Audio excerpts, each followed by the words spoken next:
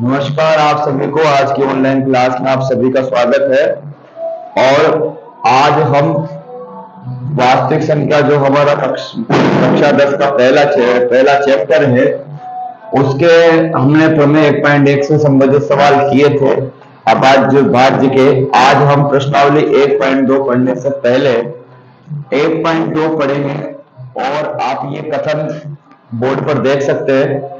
1.2 जो हम अपरिमेय संख्या सिद्ध करेंगे, इरेशनल नंबर को हमें प्रूव करना पड़ेगा। उसके लिए हमें इस प्रमेय की आवश्यकता जरूर पड़ेगी। और परिमेय और अपरिमेय की जो हमारी क्लास थे, जिसके यूट्यूब का लिंक मैं डिस्क्रिप्शन बॉक्स में डाल दूंगा, उसको भी आप देखें। चलिए 1.2 शुरू करते हैं। प्रमेय 1.2 पहला आप कथन समझ लें। P कोई अभाज्य संख्या है। अभाज्य संख्या की बात हमने की थी। अभाज्य संख्या का मतलब 2, 3, 5, 7, 11, 13, 19 जो भी होता है। P कोई अभाज्य संख्या है, तो जैसे P कोई अभाज्य संख्या यानी प्राइम नंबर है, तो हम यहाँ लिख देते हैं 2, 3, 5 ऐसे बढ़ती जाएगी।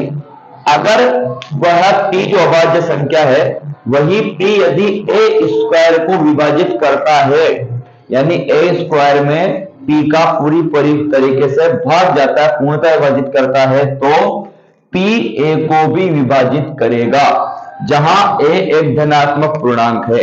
पूर्णांक संख्याओं के बारे में हम बता चुके हैं। इंटीजर नंबर जो होते हैं वो माइनस और प्लस और जीरो मिलाकर होते हैं, जो संख्या रेखा पर आते हैं। लेकिन हमें यहाँ बात की जा रही है धनात्मक पूर्णांक की।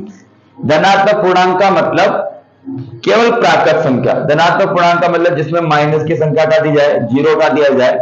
तो a का मतलब जो है वो इंटीजर है, वो भी कौन सी है? प्लस वाला। तो हम प्लस की बात करेंगे 1, 2, 3, 4, 5, 6 और ये अनंत तक। ये हमारे धनात्मक पूर्णांक। अब हमारा प्रश्न ये है कि एक धनात्मक पूर्णांक है, अगर P a स्क्वायर को विभाजित करेगा, यानी वर्ग को विभाजित करेगा, तो P को a को भी विभाजित करना पड़ेगा। ये प्रमेय के लिए। चलिए मैं इसको उदाहरण से बता देता हूं। एग्जाम्पल फर्स्ट लेते हैं।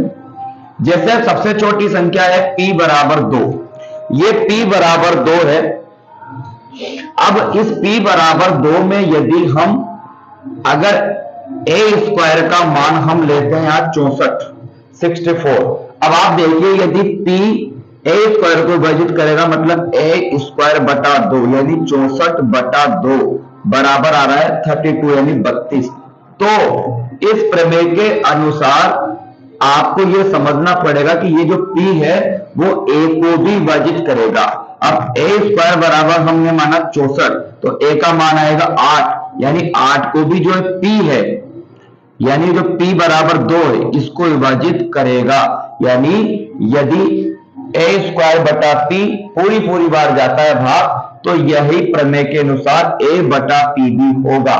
अतः हम ये दे सकते हैं कि 8 में 2 का भाग पूरी बार जा रहा है। तो हम यहां लिख सकेंगे P a बटा P, यानी यदि P a स्क्वायर को विभाजित करेगा, तो वही P a को भी विभाजित करेगा। चलिए अगला उदाहरण देखते हैं। एक और उदाहरण हम देखते हैं। दूसरी हम P बराबर का मान लेते हैं 3। अगली अभाज्य संख्या हमारी आई 3, तो P का मान हम 3 लेते हैं। अब a स्क्वायर हम मानते हैं 36। तो अगर a स्क्वायर बटा P अर्थात 36 बटा 3 बराबर यदि 12 पूरी बार भाग जा रहा है, तो a में भी भाग जाएगा P का। अब a कितना आएगा? 36 का वर्गमूल 6, यानी 6 में भी 3 का पूरी का भाग जाएगा। इसी तरीके से ये 2, 3 अगली अभाज्य संख्या हमारी है। एग्जाम्पल हम तीसरा लेते हैं। इसी प्रकार P बराबर हम लेते हैं एग्जाम्पल 5। ये एग्जाम्पल तीसरा, ये P बराबर हमने ले लिया 5। a स्क्वायर हम a स्क्वायर यदि माने 100, तो a स्क्वायर बटा P, तो यानी 100 बटा 5 बराबर आता है 20।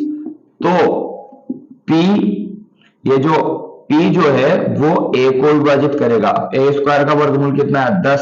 10 बटा P का मान कितना था? 5। ये पूरी कर। अतः हम यह कहना चाहते हैं इस प्रमेय के अनुसार कि, अब मैं गणितीय इसका लिख देता हूं कि यदि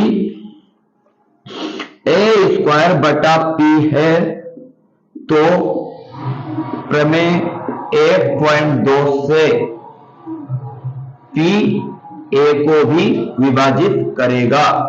ये हमारा प्रमेय का गणितीय स्वरूप है। यानी ए स्क्वायर में यदि पी का भाग जाता है तो इस प्रमेय के अनुसार पी ए को विभाजित करेगा। यदि ए स्क्वायर में भाग जाता है तो ए में भी पी का भाग पूरी तरीके से जाएगा। लेकिन शर्त यह है कि एफ पी अभाज्य संख्या होना चाहिए, प्राइम नंबर, और ए एक धनात्मक पूर्णांक होना चाहिए, यानी प्लस वाली जो पॉजिटिव नंबर है वो होना चाहिए। तो ये आपके 1.2 प्रमेय है। इस प्रमेय का यूज हम प्रमेय अपरिमेय संख्याओं की सिद्धता करने, जो अपने अपरिमेय संख्या पढ़ी थी, √2, √3, √5, ऐसे उनको सिद्ध करने के लिए इस प्रमेय का इस्तेमाल हम करेंगे। तो आप इसे देखें और इस प्रमेय का आप पूरा स्क्रीनशॉट ले सकते हैं समझने के लिए बाद में। बहुत बहुत धन्यवाद आपका, बहुत बहुत आभार। जय हिंद, जय भारत।